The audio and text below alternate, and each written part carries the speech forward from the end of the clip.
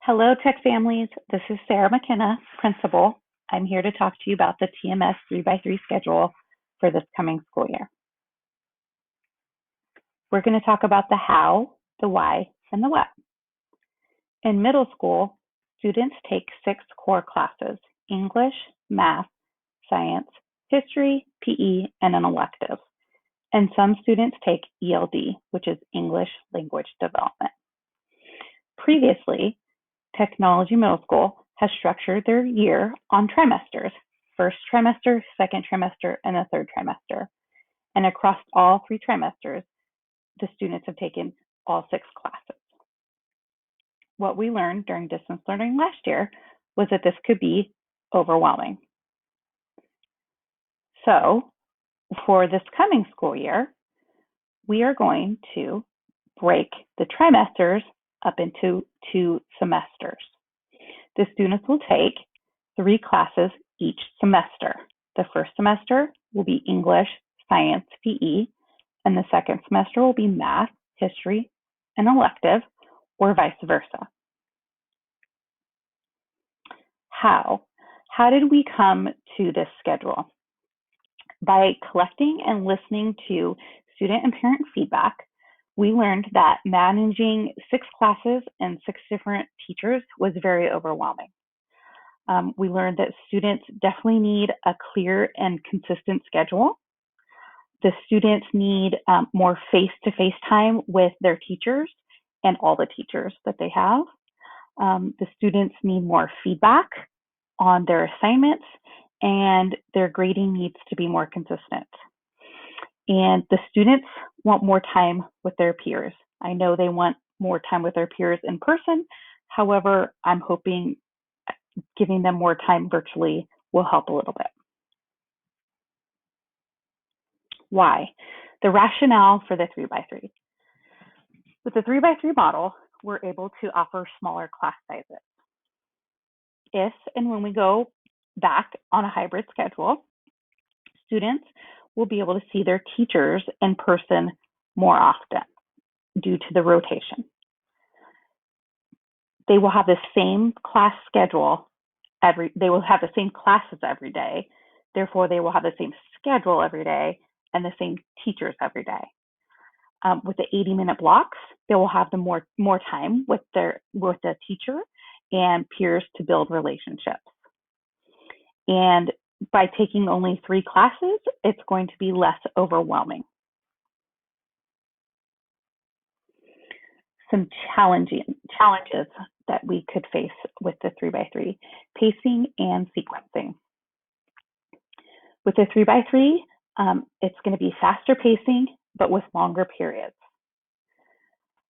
We are taking a year's worth of learning and putting it into a semester. However, we are giving the students longer chunks of time with their teacher.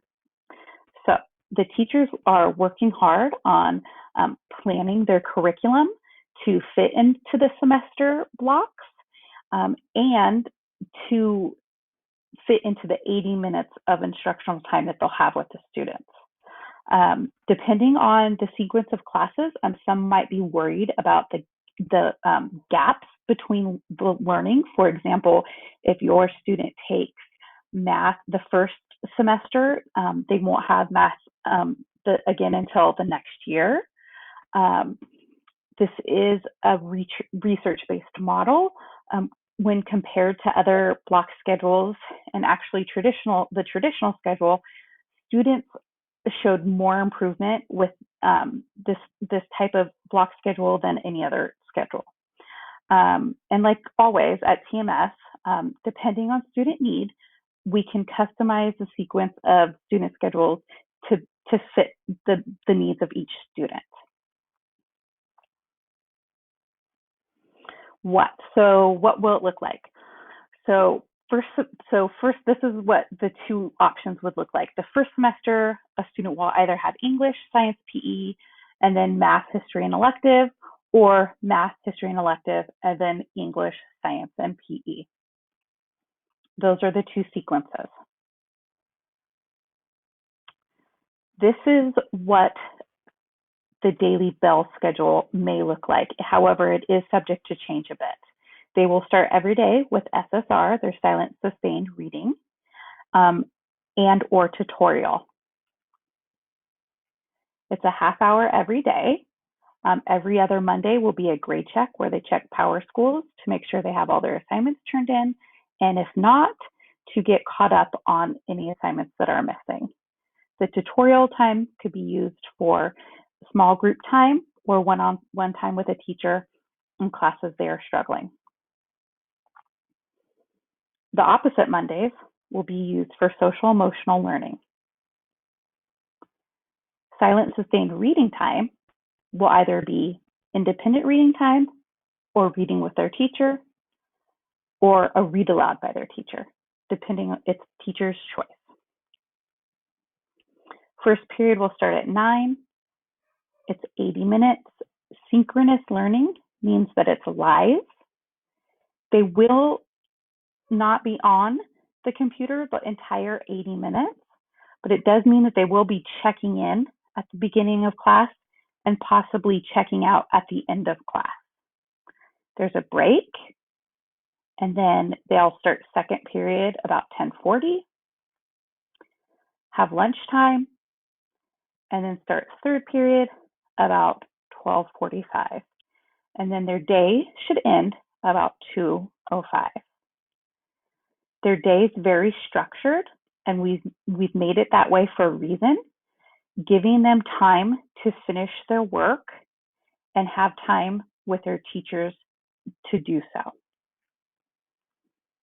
Wednesday will remain late start for teacher collaboration time in the morning. This is what an 80-minute teaching learning period could look like. There will be many variations, however.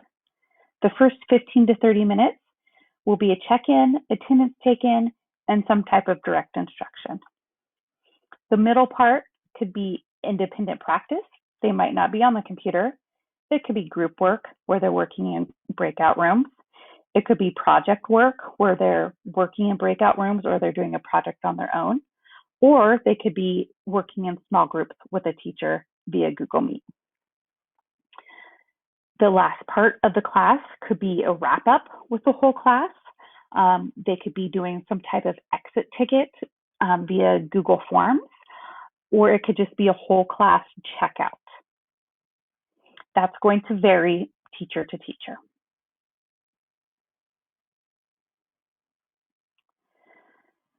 So this is important to note that the research out there is all on 4x4. The 3x3 is unique to middle school because we have 6 classes, so we broke it in half 3x3. But I wanted to point this out. This is from some research from the effects of block scheduling on high school academic achievement. Results indicate that students in 4x4 block scheduling had greater gain scores in reading and mathematics than did students in both traditional scheduling and AB block scheduling. The study included both middle schools and high schools. So this is research-based, and it's been in middle schools and high schools across California. We are confident that this is a great model for distance learning, for hybrid learning, and even if we go back on campus completely. I'm always here to answer your questions. Probably the quickest way to get a hold of me is by email. My email is sarah_mckenna@crpusc.org. You can email me if you'd like to talk on the phone. We can set up a time to talk over the phone, or we can talk via email, or we can set up a Google Meet, whatever you feel more comfortable with. I'm open to questions, concerns, anything you'd like to know. I'm looking forward to getting to know all of our new families for next year and seeing the old ones. So thank you for listening and viewing the video, and let me know if you have any questions. Thank you.